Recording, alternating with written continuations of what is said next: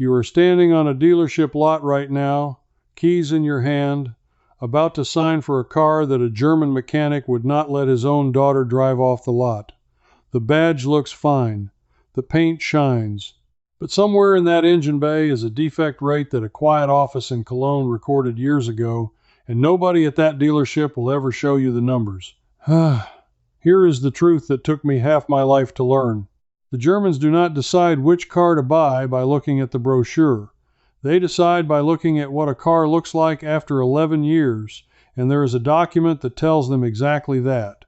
I learned this standing in a cold garage outside Stuttgart in the autumn of 2009, watching my wife's uncle refuse to even test drive a car I thought was gorgeous.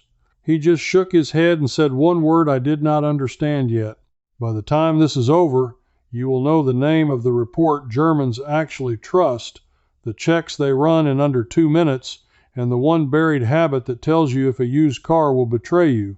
And this works whether you drive a 20-year-old sedan or you are shopping this weekend. For most of my life, I bought cars the way everyone I knew bought cars. I read the glossy reviews. I listened to the salesman. I fell for the smell of new leather and the shine of a chrome grille. And every single time, 3 or 4 years later, I was standing in a repair shop being handed a bill that made my stomach drop. I thought that was just what owning a car was. I thought everybody paid this tax. I was wrong. And the people who showed me I was wrong were my wife's German relatives, who drove their cars for 15 and 20 years and almost never saw the inside of a repair bay. The first thing I noticed about them was that they never talked about horsepower. They never bragged about 0 to 60. When they talked about a car, they talked about how it aged, which parts gave out first, which engines were still running strong at 300,000 kilometers and which ones turned into money pits at half that. It was a completely different language, and it was built on something I had never heard of. That thing was the TÜV report. TÜV stands for the Technical Inspection Association, and it goes back to 1866 when a group of engineers in Mannheim formed an association just to inspect steam boilers that kept exploding and killing people. Think about that. This organization was born because things that were supposed to be safe were quietly failing and hurting ordinary families. Over the next century and a half, that same suspicious, measure-everything mindset moved from boilers to elevators to, eventually, every car on German roads. Here is how it works, and here is why it matters to you, even if you have never left your own town. In Germany, a car has to pass a mandatory technical inspection every 2 years. A real inspection, not a rubber stamp. Trained examiners put the car on a lift and check the brakes, the steering, the suspension, the lights, the exhaust, the frame, everything that wears out. And every single one of those inspections gets recorded. Millions of them, every year, going back decades. Then that data gets published in the TÜV report, and it shows you, model by model, exactly which cars failed and why and at what age. That is the document my wife's uncle trusted, not the salesman, not the review. A giant pile of real inspection results from millions of real cars that had already lived hard lives on real roads. When he shook his head at that beautiful car I loved, it was because he had read, in black and white, that the model had one of the worst defect rates in its age class. He was not being difficult. He was being protected by information I did not have. And that is the first crack in the whole thing. Because if a report like that exists, and it is that clear, and it is that reliable, why had I never seen anything like it my entire life?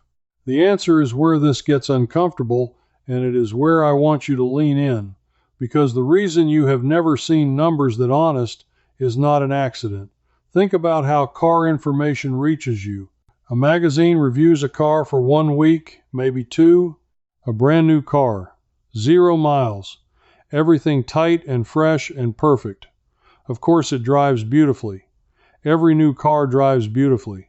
The review that decides whether you buy is written about a car at the one age when no car has any problems yet. Nobody drives that magazine car to 200,000 miles and writes down what broke. Nobody puts it on a lift at year 11 and photographs the rust creeping along the brake lines, but the TÜV examiners do. That is the whole point. They are looking at the car at exactly the age when you, the second or third owner, are the one holding the repair bill. And what I slowly realized, sitting at that kitchen table in Germany with the uncle running his finger down a column of defect percentages, was that an entire industry had been built to keep me focused on the car at 0 miles and to keep my eyes away from the car at year 10. That is the villain here. And it is not one man. It is a whole system that profits when you buy on emotion and pay on repair. The dealer makes money when you sign. The manufacturer makes money when a part fails just after the warranty ends and you have to replace it. And every glossy review that talks only about the new car feeling is quietly working for them, whether it means to or not. The Germans just refuse to play that game. They built an independent body, funded it, made it mandatory, and published the ugly truth for everyone to read. So let me tell you what that ugly truth actually says, because this is where you start getting your money back. When you read years of that inspection data, patterns jump out that no brochure will ever admit. The first pattern is that a low sticker price is very often the most expensive car you can buy. Some of the worst performers in those inspection reports, year after year, are the cheap, tempting bargain models. The little budget crossovers and low-cost imports that look like such a smart deal on the lot, they pass their first inspection fine. Then by the third or fourth inspection, the defect rates climb into territory that would make you sick. Worn suspension, failing brake components, oil leaks, lighting faults, corrosion on parts that should never corrode that early. The German buyers I knew understood something most of us never learn. The purchase price is the smallest number in the whole story. My wife's uncle used to say the real price of a car is what it costs you per kilometer over its entire life, including every repair. A cheap car that dies at 8 years and needs constant work is far more expensive than a well-built car you keep for 18. He was not being frugal for the sake of it. He was doing math that the rest of us were never taught to do. The second pattern is even sharper, and it is where those worst of the worst lists come from. Certain models fail the same way, at the same age, over and over, across thousands of cars. That is not bad luck. That is a design that was never meant to last, and the inspection data exposes it with a coldness no salesman can spin. When one model shows a defect rate 3 or 4 times higher than a competitor at the same age, that is not opinion. That is millions of measurements pointing at the same weak part. Therefore, the question stops being which car looks best and becomes which car ages best. And the moment you flip that question, the whole world of car buying turns upside down.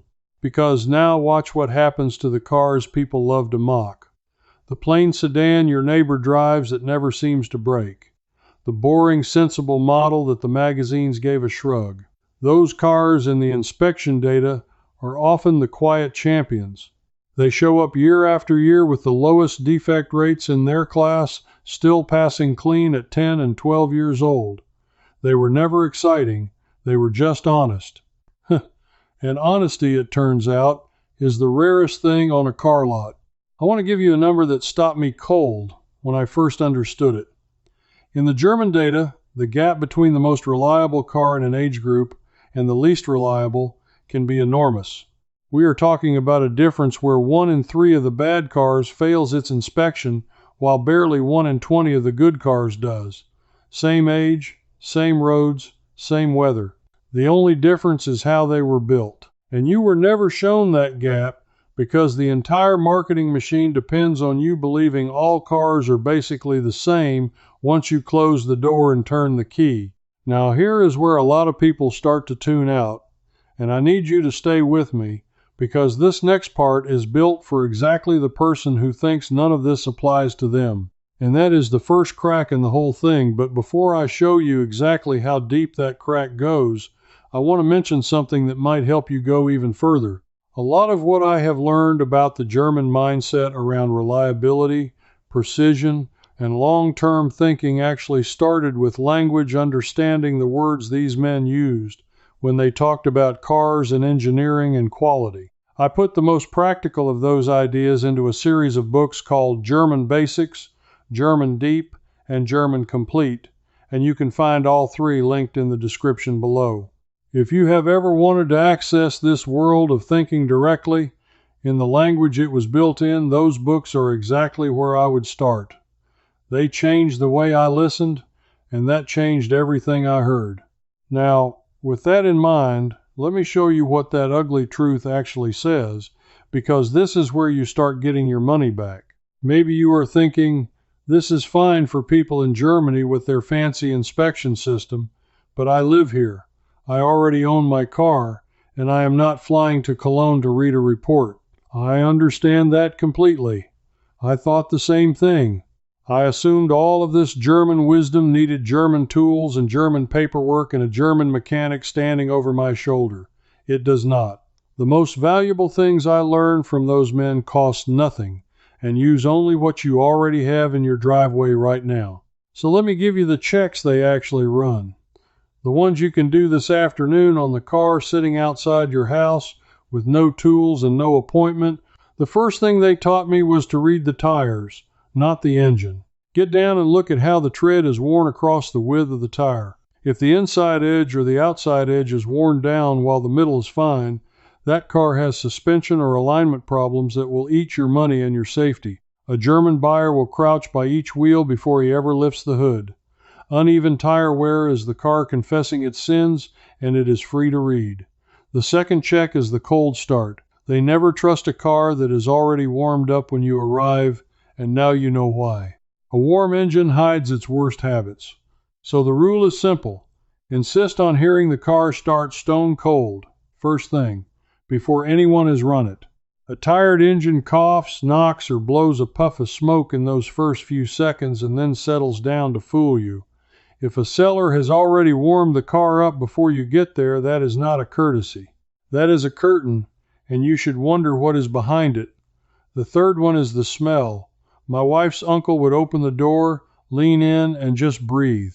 A musty, damp smell means water is getting in somewhere, and water in a car means rust you cannot see and electrical faults waiting to happen. A sharp, sweet smell can mean coolant leaking where it should not. Your nose, he told me, was an instrument the factory could not fake. You already own it. You have owned it your whole life. The fourth check costs nothing but a clean finger. Pull the engine oil dipstick and look, but also pull the transmission dipstick if the car has one, and rub the fluid between your fingers. Healthy fluid is clean and clear. If it is dark, gritty, or smells burnt, that car has been abused or neglected, and the most expensive component in the whole machine is already dying. 2 minutes. No tools. Just the willingness to get one finger dirty. And the fifth, the one that feels almost too simple, is to look underneath. Not with a lift, just crouch at the back of the car and look under the frame with your phone light. You are looking for fresh oil, wet spots, and flaky orange rust on the structural parts. A few surface spots are normal on any older car, but heavy scaling rust on the frame, the fuel lines, or the brake lines is the one thing that can turn a cheap repair into a car that belongs in the scrapyard. The Germans check the underside first because they know the body can shine like a mirror while the skeleton underneath is rotting away. Every one of those checks came from men who never trusted a shiny surface in their lives, and not one of them requires you to buy a thing. You can walk out to your own car tonight and do all 5, and you will already know it better than you did this morning. But here is what makes those checks powerful instead of just clever. They are the physical version of what that inspection report does on paper. You are teaching your own eyes and hands to see a car the way a German examiner sees it, at the age when problems show, not at the age when everything is hidden. And once you can see a car that way, you can never be sold a lie the easy way again. Still, I know what is really on your mind. You want to know how to know, before you ever crouch by the tire, whether a model is one of the good ones or one of the money pits. You want the shortcut the Germans use. And that brings me to the thing I promised you at the start, the buried habit, the one that changed how I look at every car on the road. Here it is. In Germany, when someone is about to buy a used car, they do not just look at that one car. They look at how many of that exact model, from that exact year, are still on the road at all. And there is a way to see it, because Germany keeps meticulous records of how long each model survives in service before it is scrapped or exported. The TÜV data does not just show which cars fail inspection. Read across the years and it shows you which models simply vanish from the roads early and which ones are still passing clean at 15 and 18 years old in large numbers. My wife's uncle put it in a way I have never forgotten. He said, "Do not ask how good the car is when it is new. Ask how many of them are still alive when they are old." A model that is still everywhere on the road at 15 years is a model that thousands of careful people decided was worth keeping. A model you never see old, that seems to disappear after 7 or 8 years, disappeared for a reason. The road itself is the honest report. The survivors tell you the truth the brochure hid, and you can use this today, right where you live, with no German database at all. Start noticing which cars you actually see that are clearly old and still working every day. Not the collector cars. The plain, ordinary, high-mileage cars still hauling groceries and going to work after 15 years. Those are the survivors. Those are the models that earn their keep. And notice which cars you almost never see old. The ones that were everywhere when they were new and have simply evaporated. That absence is data. That absence is a warning that thousands of owners gave up on them. This is the method the marketing machine can never take from you, because it does not live in any brochure or any showroom. It lives on the street, in plain sight, recorded by time itself. The Germans did not invent it in a lab. They inherited it from a culture that formed a boiler inspection society in 1866 because they were done watching things fail and hurt people. That same instinct, "Do not trust the shine, trust the survivors," is sitting there for you every single time you drive to the store. Let me pull it all together because I want you to leave with this locked in. The worst cars are not always the ones that look bad. They are the ones that look wonderful at 0 miles and betray you at year 6, and an entire industry is built to keep your eyes on the shine and off the survival rate. The Germans beat that industry with one document born from a boiler society over a century ago, and with 5 checks you can do in your own driveway tonight, and with one habit that costs nothing. Read the tires. Hear the cold start. Trust your nose. Feel the fluid. Look underneath. And above all, ask which of these cars are still alive when they are old. I spent decades paying the tax of not knowing this. Standing at repair counters, handing over money for problems that were designed into the car before I ever signed. And the thing that still stings is that the information existed the whole time. Millions of honest measurements. A report anyone could read. A habit any old mechanic could teach in 5 minutes. It was not lost. It was just kept quiet, drowned out by the smell of new leather and the shine of a fresh grill, because too many people make too much money when you buy with your heart and pay with your wallet. If you are the kind of person who has always suspected that the truth about what lasts and what fails has been quietly buried to protect somebody else's profit, then you and I think the same way, and you belong here. That suspicion you have felt at the repair counter was not paranoia. It was your instinct trying to tell you what the numbers already knew. So let me ask you something specific, and I really want your answer. Of the 5 checks I gave you, which one had you never heard before? Was it the cold start, or was it feeling the transmission fluid between your fingers? And here is the bigger one, the one I am dying to know. What is the oldest, highest mileage car you still see driving around your town almost every day, the true survivor in your area? Tell me the make and the model down in the comments, because that survivor is real-world data, and your answer might just save the next person from a very expensive mistake. Take 30 seconds and leave that comment. This audience learns from each other, and I read them.